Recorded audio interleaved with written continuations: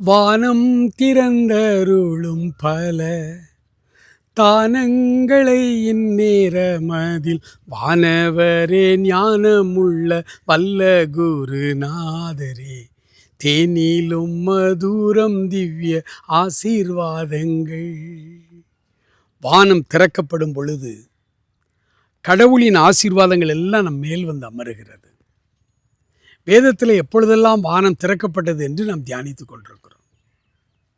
இன்று வானம் திறக்கப்படுகிற 2வது சம்பவம் மார்க்குவின் புத்தகம் 1ஆம் அதிகாரம் 10வது வசனத்தை நான் உங்களுக்கு வாசிக்கிறேன். இயேசு ஜலத்திலிருந்து கரையேறின உடனே வானம் திறக்கப்பட்டதையும் ஆவியானவர் புறாவை போல தம்மேல் இறங்குகிறதையும் கண்டார். அன்புக்குரியவர்களே, ஆண்டவர் ஞானஸ்நானம் பெறும்படி வருகிறார். மற்ற ஜனங்கள் எல்லாம் யோவான் ஸ்நானகனிடத்திலே வந்து தங்கள் பாவங்களை அறிக்கை செய்து யோர்தான் நதியிலே ஞானஸ்நானம் பெற்று கொண்டிருக்கிறார்கள். இயேசு வருகிறார். பாவங்களை அறிக்கை செய்ய வேண்டாதவர், பாவமற்ற பரிசுத்தரவர், பாவங்களுக்கு விலகினவர். அவருக்கு எதற்கு ஞானஸ்நானம்? அப்படித்தான் யோவானும் நினைத்தார். நான் உம்மாலே ஞானஸ்நானம் பெற வேண்டியிருக்க நீர் என்னிடத்தில் வரலாமா என்று கூட கேட்டார். இப்போ இயேசு சொன்னார், இப்பொழுது இடங்கொடு, இப்படி எல்லா நீதியையும் நிறைவேற்றுவது நமக்கு ஏற்றதாக இருக்கிறது என்று சொன்னார். ஆம் அருமையானவர்களே, இயேசு கிறிஸ்துவை தலைக்கல்லாய், நம்முடைய தலைவராய், நம்முடைய அப்பாவாய் அவரை ஏற்றுக்கொண்டு பாவம் மன்னிக்கப்பட்ட ஒவ்வொரு மனிதர்களும் பாவ மன்னிப்பு அடைந்து விசுவாசித்து தண்ணீரிலே ஞானஸ்நானம் எடுக்க வேண்டும். அது தேவ நீதி. அந்த நீதிக்கு இயேசுநாதரே மனிதனாய் வந்ததினாலே அதற்கு உட்படுத்தப்பட்டார். அவர் அதை ஒத்துக்கொண்டார், எடுத்தார். ஞானஸ்நானம் எடுக்க அவசியமில்லாத ஒரே ஒரு ஆள் யாருன்னா பூமியில் பிறந்ததில் இயேசுநாதர் மட்டும்தான். ஆனால் அவரே சொன்னார், இப்படி இடங்கொடு, இப்படி எல்லா நீதியும் நான் நிறைவேற்ற வேண்டும் என்று சொன்னார். நாமும் ஆண்டவரை ஏற்றுக்கொண்ட ஒவ்வொருவரும் ஆண்டவருடைய நீதியை நிறைவேற்றும்படி நாம் ஞானஸ்நானம் தண்ணீரிலே நாம் எடுக்கும் பொழுது 2வது முறையாய் வானம் திறக்கப்படுகிறது. இப்போ என்ன ஆசீர்வாதம் வந்தது?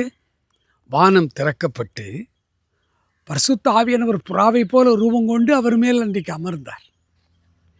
இன்றைக்கு ஒருவேளை காண்கிற விதமாய் பரிசுத்த ஆவியான புறாவை போல நம்ம மேல் வந்து அமர்றதை பார்க்க முடியலை.